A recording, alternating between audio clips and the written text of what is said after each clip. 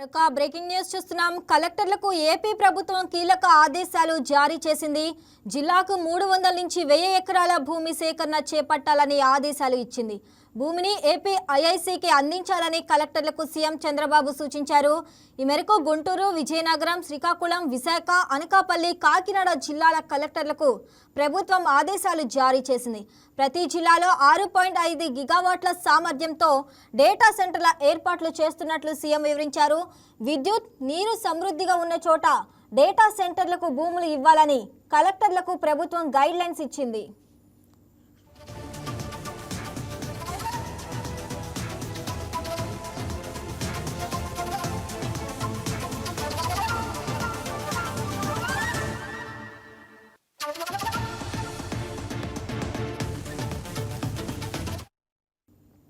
కలెక్టర్లకు ఏపీ ప్రభుత్వం కీలక ఆదేశాలు జారీ చేసింది. జిల్లాకి 300 నుంచి 1000 ఎకరాల భూమి సేకరణ చేపట్టాలని ఆదేశాలు ఇచ్చింది.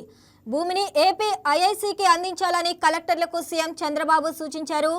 ఈ మేరకు గుంటూరు, విజయనగరం, శ్రీకాకుళం, విశాఖ, అనకాపల్లి, కాకినాడ జిల్లాల కలెక్టర్లకు ప్రభుత్వం ఆదేశాలు జారీ చేసింది.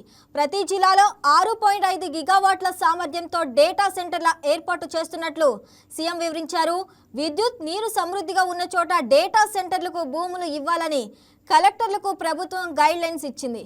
రైట్, ఇక దీనికి సంబంధించి మరింత సమాచారం మా కరెస్పాండెంట్ రాజేష్ అందిస్తారు. రాజేష్, చెప్పండి, ఇక కలెక్టర్లకు ఏపీ ప్రభుత్వం కీలక ఆదేశాలు జారీ చేసినట్టు తెలుస్తుంది. దాని గురించి అప్డేట్స్ ఏంటి?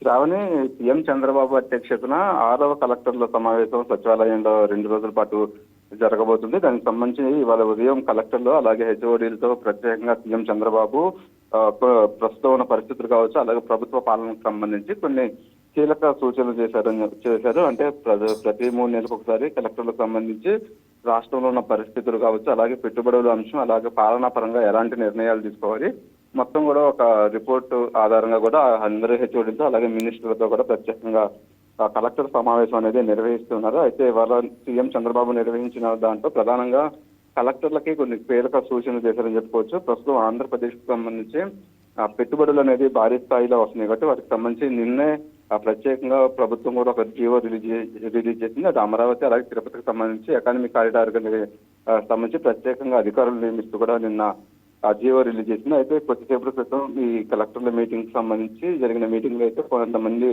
జిల్లా కలెక్టర్కి కొన్ని కీలక ఆదేశాలు అయితే జారీ చేశారు. ప్రస్తుతం గుంటూరు, విజయనగరం, శ్రీకాకుళం, విశాఖ, అనకాపల్లి, కాకినాడ జిల్లా కలెక్టర్లకు సంబంధించి ప్రత్యేకంగా ఆదేశాలు జరిగినాయి. అంటే ప్రతి జిల్లాలో 300 నుంచి 1000 ఎకరాల వరకు కూడా భూమిని సేకరించి ఆ భూమిని ఏపీఐఎస్కి అందించాలంటూ కూడా కలెక్టర్లకి సూచన చేశారు. ఎందుకంటే ఈ జిల్లాలకు సంబంధించి ప్రధానంగా పెట్టుబడులు అనేది ఎక్కువ స్థాయిలో వస్తున్నాయి కాబట్టి ఆ జిల్లాలకు సంబంధించి ప్రత్యేకంగా అయితే భూములు సేకరించాలంటూ కూడా ప్రత్యేకంగా కూడా ఆదేశాలు చేయడం జరిగింది. అంటే ప్రధానంగా రాష్ట్రంలో వస్తున్న పెట్టుబడులకు సంబంధించి బుల్లెట్ వేగంతో గ్రౌండింగ్ చేయాల్సిన అవసరం ఎంత ఉంది కాబట్టి స్పీడ్ ఆఫ్ గవర్నెన్స్ ని పెంచే అవసరం ఉందే ఆంధ్రప్రదేశ్ లో అనేది కూడా సీఎం చంద్రబాబు కలెక్టర్లకు అయితే సూచించారు. అలాగే పబ్లిక్ కార్పొరేషన్ లో దాదాపు 90% మేరకు ఉండే విధంగా కూడా జిల్లా కలెక్టర్లు అందరూ కలిసి పనిచేయాలనేసి కూడా చెప్పడం జరిగింది. అంతేకాకుండా ఇవాళ ఉదయం అటు రెవెన్యూ మినిస్టర్ కూడా మాట్లాడుతూ కొన్ని కీలక ఆదేశాలు అయితే జారీ చేశారు. అంటే రిజిస్ట్రేషన్ కార్యాలకు సంబంధించి స్టార్ట్ బుకింగ్ కావచ్చు, అలాగే సిబ్బంది సేవలకు సంబంధించి కూడా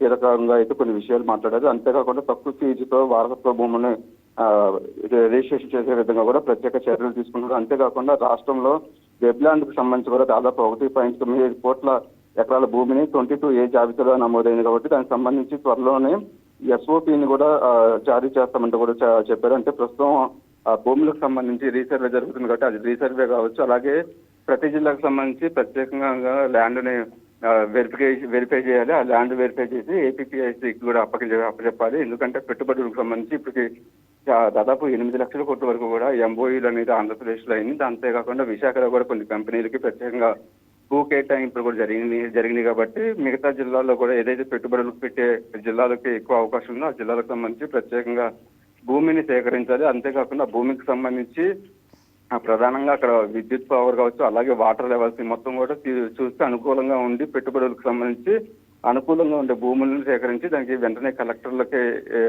అంటే ఏపీఐఎస్కి అందజేయాలంటూ కూడా అటు కలెక్టర్లకు అయితే కీలక ఆదేశాలు చేశారు. అంటే రాబోయే 3 నెలల్లోనే దాదాపు అటు విశాఖ, తిరుపతి అలాగే అమరావతికి సంబంధించి అన్ని ప్రాంతాల వారికి కూడా పెట్టుబడులు పెట్టే విధంగా కూడా ఎంఓఈలు అయినాయి కాబట్టి వెంటనే గ్రౌండింగ్ అవ్వాలి. ఆ గ్రౌండింగ్ అవ్వాలంటే కూడా పూర్తిగా ఆ పెట్టుబడులకు సంబంధించి బిజినెస్ ఆఫ్ ఈజీ డూయింగ్ అనేది అందుబాటులోకి ఏపీ ప్రభుత్వం తీసుకొచ్చింది. సో దానికి సంబంధించి వాళ్ళ సీఎం అధ్యక్షతన జరిగిన కలెక్టర్ మీటింగ్ అయితే కొన్ని కీలక ఆదేశాలు చేశారు. వెంటనే ఈ ప్రాతిపదికన అంటే యుద్ధ ప్రాతిపదికన వెంటనే ఈ భూమిని సేకరించి వెంటనే ఏపీపీఐసికి అందజేస్తే ఆ ఏపీపీఐసి కూడా కంపెనీలు ఏదైతే ఇంట్రెస్ట్ గా ఉన్నాయో కంపెనీలు పెట్టుబడి పెట్టడానికి ఆ కంపెనీలకు సంబంధించి ప్రత్యేకంగా వాళ్ళకి ఒక రిపోర్ట్ కూడా ఇవ్వడం జరుగుతుంది. దాంతోపాటు వాళ్ళకి ఎక్కడ అనుకూలంగా ఉంది, ఏంటి, వాళ్ళు ఎక్కడ కోరుకుంటున్నారు అనే అంశాల మీద కూడా ప్రతిదీ మాట్లాడి, అంతేకాకుండా ఏదైతే ఈ కలెక్టర్లు సేకరించిన భూమి ఉంటుందో ఆ భూమికి సంబంధించి అనుకూలమైన పెట్టుబడులు పెట్టే విధంగా కూడా అటు కలెక్టర్లు అయితే పనిచేయాలంటూ కూడా సీఎం చంద్రబాబు అయితే మాట్లాడడం జరిగింది. అంటే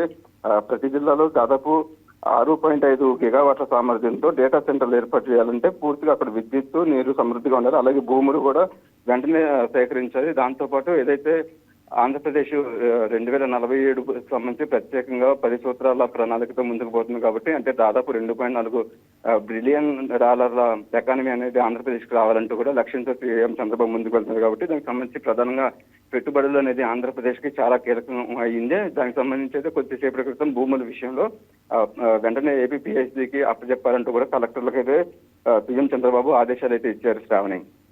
right Rajesh, thanks for the updates. ఈ వీడియో మీకు నచ్చినట్లయితే లైక్ చేయండి, షేర్ చేయండి, మా ఛానల్కి సబ్స్క్రైబ్ చేయండి.